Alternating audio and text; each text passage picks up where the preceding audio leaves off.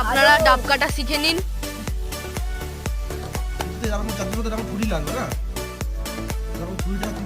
আমাদের বাড়িতে কাঠারি নেই তো ওই জন্য ছুরি কাফি।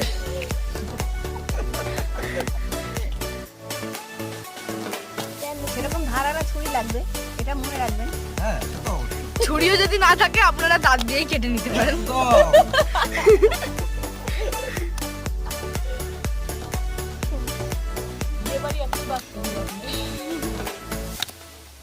শিখে নিন কিভাবে কাটা হয়।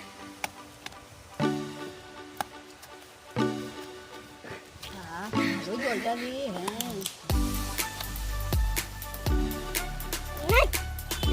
ভালো, কি ভালো খেয়ে দেখ। আমি উঁচু করে খাচ্ছি তো, আমরা মুখ দিয়ে খাই না, উঁচু করে খাও। ডাবের জল খেলে গায়ের রং ফর্সা হয়, সুন্দর হয়, আরে শরীর ভালো থাকে, পেট ঠান্ডা হয়।